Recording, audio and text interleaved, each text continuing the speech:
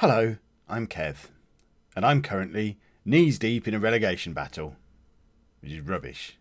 Hello and welcome to Club 4, Part 7 of Non-League to Legend. I'm Kev, and coming up on today's episode, probably we're going to lose twice. We're playing against Sheffield Wednesday away and then Derby at home. We lose a lot these days. It's becoming a common theme. It's quite difficult to compete in the Championship when you don't have the players or the money to compete at this level. If we can survive, we might be able to build something for next year. Realistically, I'm keeping an eye on the job centre. There doesn't seem to be any job offers coming in at the moment. Back when you're winning lots of games, everyone wants you. But no, when you've lost, 9 of the last 10 games? Or 8 of the last 10 games? I mean, that's better. But still not enough to make anyone want me. We're not. It's not in desperate times yet. We're still 5 points clear of the relegation zone. But the Kev ratio, we're getting very close. If we lose both of these games, we fall the wrong side of the Kev ratio as we approach the second half of the season. So that would... Why am I so far down? I feel like I'm really low down. Hold on. There you go. Problem solved. You can see my Happy Rusev Day shirt now. In fact, you probably can't because of the green screen. But never mind any of that. Let's get into a football match, shall we? And this is the team that we're putting out there. And I am going to say, I don't know if the medical centre thing will show it. No, because... there you go, recently recovered from injury. So you'll see that we've had quite a number of key players who've been injured. Bartlett and Ryan Tunnicliffe are both currently injured. 2 of our strikers, Scott and Ugbo, recently injured. Sammy Schmodix, who was brilliant in the last episode, was recently injured. It's meant that we've basically only had Robbie Dunn as a striker available for the last 2 games. And as you can see, Robbie Dunn has 0 goals from 12 appearances. He's going to be good one day, I promise. He is by no means a Championship quality striker just yet, though. Luckily, we've just had a 2-week international break. Lots of people have recovered from injury. He doesn't have to start today, although he is our only striker option on the bench. So, we've got Fielding in goal. A back four of Purrington, Clark, Thompson and Da Silva. Why does he look like he's behind? Oh, because he's a stopper. I don't want him to be a stopper. I think I had Stearman there before. He doesn't really suit any of these positions. He's not a centre-back. Let's just make him a normal centre-back. But we are running out of defenders, so he's got to fit in somewhere. O'Keefe, Boateng and Oakley Boo for our midfield. I'm quite happy with that as a midfield. They do some lovely passing football at times. With Grant, because Schmodix still not match fit. In behind Ugbo and Scott. Neither of them are match fit, but needs must. The reason Grant's in there is because at least one of our 3 attackers has got some match fitness in him, although he's not close to our most threatening player from that attacking midfield position, because Schmodix can properly control a game, as well as having a fantastic name. So wins on both scores, really. I am worried. Who are we playing? Why can't I see? Why is everything moving? Everything moves around on this stupid screen all the time. Right, that goes down there. No! Right, we're playing Sheffield Wednesday. We will try and find out where they are in the league. They are just above us. In fact, if we win, we can go above them. The yellow arrows are back. Right, can that go down there? No. Apparently we're just not allowed to move that, so it's going to have to overlap and annoy me. Why do you do this to me, Football Manager? And what are the arrows about? Go away, arrows. I'm going to try and ignore that and just watch the football, but it's going to be very difficult with those silly little yellow arrows on the screen the whole time, and I still don't really know why they're there. I think they're there to tell me where I can put these things, but clearly that's not what they do, and they're still there now. So what are they? What are they for? Please let me know down in the comments what they are and how I get rid of them. They just seem to appear randomly from time to time, and then they go away again. But, in fact, after this highlight, I'll try and leave the match, come back in, and see if that makes them disappear, because it's just... Is it doing your head in as much as it's... Right, we don't need to see a replay. What we need to do is get out of the match, and then get back into the match, and they're gone! Oh, the goal's still there, though. Well, I'm going to blame the yellow arrows, because they were in the way. We couldn't see what was going on. It was a distraction. Now they're gone. Hopefully, we'll be able to find an equaliser from somewhere. Only 11 minutes in. They've just absolutely torn through us. We're powerless to stop this kind of thing. We're still operating with a back four that's not as good as the back four we had when we got promoted. We had, was it 1 or 2 loanees in there last season? that we just didn't replace over the summer. Our goalkeeper's not as good as the one that we had on loan last year. Our centre-backs aren't as good as the one we had on loan last year. Stearman, although was good last year, he's too old now. He can't handle the Championship anymore, so he's had to drop out of the team. So we've lost him as a player who was quite good last year, at least until we dropped him then. And it's just all going a little bit wrong defensively. Scott misses a good opportunity. It's good to have Ugbo and Scott back in the team. Pretty much the whole time you've not been here, they've not been available. So I've been trying to scrape together good performances and decent results without really having any firepower at all, which, for those of you who've ever watched one of my videos before, will know is very difficult for me because I don't know how to set up a team to just not concede goals. That's why we're away from home and we're attacking, or control I think we're on today. I just don't know how to do anything different. And Scott forces a very good save out of their keeper again. He's had 2 good chances now. I think that's probably the clear cut and the half chance that we've had. Oakley Booth, then it goes wide, possibly with a deflection. Their goalkeeper looks like a bumblebee. Right, here you go. We're going to score from this corner. No, we're not. It's not even going to beat the first man. But O'Keefe, who again wasn't really getting in the team regularly last season. We've downgraded our midfield as well. We've pretty much managed to, and I did a whole video on it, we've managed to get promoted to the Championship and downgrade every area of our team. Which, I think that takes some doing. It's got to be the worst transfer window I've ever had. If we manage to stay up this season, it will be a miracle. I kind of hope that I won't be there at the end of the season to find out. Not because I've been fired, but because I've gone to Cardiff or Huddersfield or Middlesbrough or one of these teams who might be expecting automatic promotion, are going to be annoyed because they're down fighting to stay in the playoffs. They'll sack their manager and think, Kev, look, Posher in there, Posher mid-table. I imagine they had a better summer than we did. You couldn't have had a worse summer than we did. And I'm looking at this now thinking, right, we're 2 goals down with 25 minutes to go. Let's change the game. What have we got on the bench? Oh, Robbie Dunn. Oh, dear. I mean, that will change the game, but not positively. Grant can come off and Schmoddix can come on, who's not fit. Let's play him in his preferred role, but he's going to struggle to do it all by himself. We'll bring Aidan Quinn on for Boateng. Shuffle the midfield around a little bit again. We don't really have anyone who can do advanced playmaker now, so let's have Mazzala out there. Quinn can do that, or can O'Keefe do that? Are you really? You're not going to... No, you just don't want to play there. I'm going to take this to mean that O'Keefe can't play there. He's no better or worse than Quinn. We'll leave Quinn out there. There's just no point in bringing Dunn on. No point at all. I may as well just run Scott and Ugbo into the ground. I mean, well, there you go. It's a good job we didn't, because now we have to bring Casey on for Thompson. And these 2 strikers who weren't fit before the game have both got to play a full 90 minutes. Mainly because we don't have anybody else who can play there.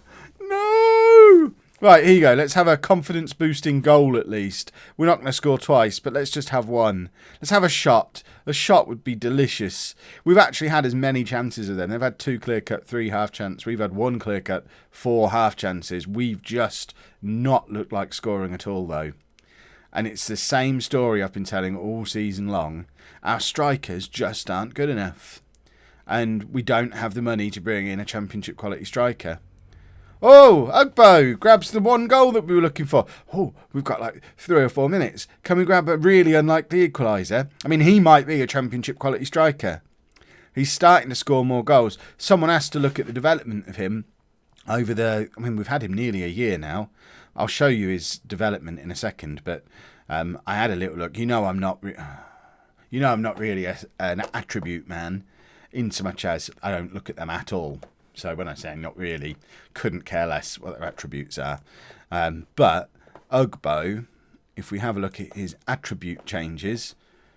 Oh, it's because he's had an injury. Before his injury, all this stuff was up. I mean, you can just about see. It's difficult to show because the arrows have changed. But everything is pretty much going up compared to what he was. I don't know how to show it any differently. If there's a way to show it better than that, let me know. But... like I say, the attributes don't mean anything to me. All I care about is what my assistant manager says and how they perform on the pitch. Right, there's no point fiddling. We're in time added on. We've already lost the game. Let's just leave it like that. We're not gonna grab an equaliser if we sacrifice an attacking player. So let's just leave a big hole in the middle of our central defence and see if it works. It didn't work, but it didn't cause us any problems either. So we can't really complain. Oh, a 6-pointer. A 6-pointer at relegation threatened Derby, and we're at home. This is the one we have to win, not just because it's a 6-pointer, but because the Kev ratio is under threat. Here we go then, relegation 6-pointer, and in the ongoing attempts of the game to prevent me from succeeding at Portsmouth, that was a long sentence, both the centre-backs we had in the last game are unavailable. Clark is suspended, Thompson is injured, so Lindsay, the loanee, comes back in, as does Stearman, who we signed from our opponent's Derby last season because they decided a year and a half ago he wasn't good for the Championship. And now they're in the relegation zone, and we're playing them with him in our team. That tells you a lot. In more positive news, I did just check in on Oxford, who I don't remember if I said they did win the League 2 title last year, but in our chucklesome development, they've sacked Carlo Cudicini as manager because they're now relegation threatened in League 1. Really tempted to go back, but I don't really want a relegation battle. The division below. I've come to a conclusion that when teams headhunt me to leave, I don't enjoy the next club so much. I have to be ready to move on for a team. I feel like I've got unfinished business at Oxford, but there's no point going back now because half of my team are gone, and I'm not going to have that fun of finishing off and winning the league. But Portsmouth. I know we got promoted, but we're 6 or 7 episodes in. I feel like we're struggling too soon. We got early success. Almost accidentally. It was almost guaranteed because of the situation they were in when I arrived. I wasn't able to do what I wanted to do over the summer, and now I've just got that frustration. Hopefully, I can fix the frustration in January because I am just frustrated at the players that we've got. I want to sell. I would sell any player in this team if the right offer came in. Grant, there was talks of £1 million plus offers for George Grant in the summer. I would let him go for £500,000 at this point just to give me £500,000 to go and spend on players. But I imagine there's no interest in him now because he's not our first choice, and we're struggling, and we're now losing at home to Derby. Who, I mean, talking of, well, we've not got a proper striker. They're in the relegation zone. They've got Charlie Austin in their team. I know he's probably about 50 at this point, but goodness me, this is what we're up against. They've got a proper Premier League pedigree striker. He's played for England. I don't know if has he played for England? He's certainly played in the Premier League a bit, obviously not very often because, wasn't really that good. But he's better than anyone we've got up front. And I think that is, I'd be so much happier if we had a proper striker. That's what I talk about. Oh, it's all about the league position, and we want to do. All I want is a striker who's scoring every game, and then I'm happy. I don't care if we're winning the games as long as he's scoring every game. And at the moment, we don't have a hero at Portsmouth, and that troubles me. And should we sign Charlie Austin? Because he's tearing through our defence, even though he's injured. How old is he? Charlie Austin. 33 years old now. I don't know. That's what we're up against. I don't know what to do to change this. This is negative Kev today. Kev's grumpy today because he doesn't know how to fix the problem that he's got himself into. I mean, look at the state of our bench. It's not League 1 quality. Never mind Championship quality.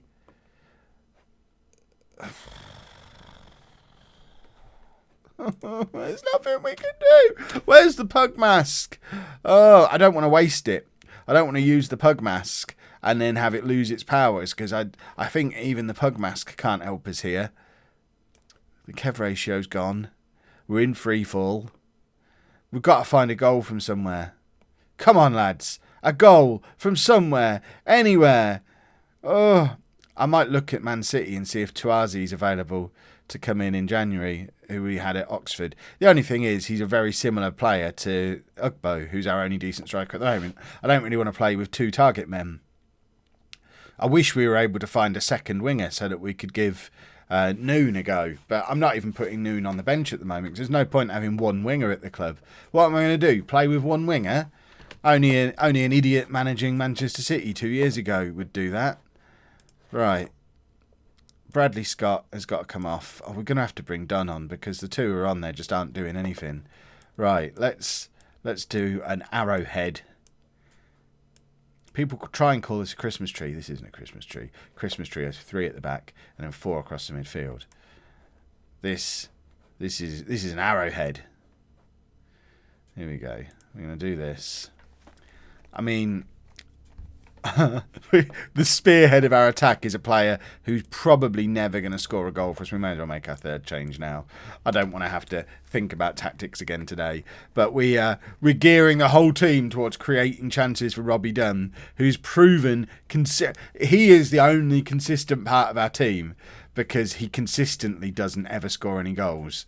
And the whole thing is, right, let's create chances for him now and let's watch him miss a hat-trick. Because that would just tip us all over the edge, and I'll go and apply for Oxford if he misses a hat trick, and we'll go back there. Oh, Grant's in! We've equalised! The arrowhead is the way forward. Kev's a tactical genius. More importantly, the Kev ratio could be maintained if things finish as they are. Come on, lads. And Dunn was nowhere near it. Look, he's not even running in the right direction. Running across the penalty area there as the 2 better players behind him are knocking the ball. I mean, this might be not with Dunn up front, but maybe those 2 with Ugbo there. Is that a sensible tactic that could be used as an actual starting tactic? It's something I've kind of done because needs must. Have we stumbled across something phenomenal? Ugbo's a proper striker, and these 2 are both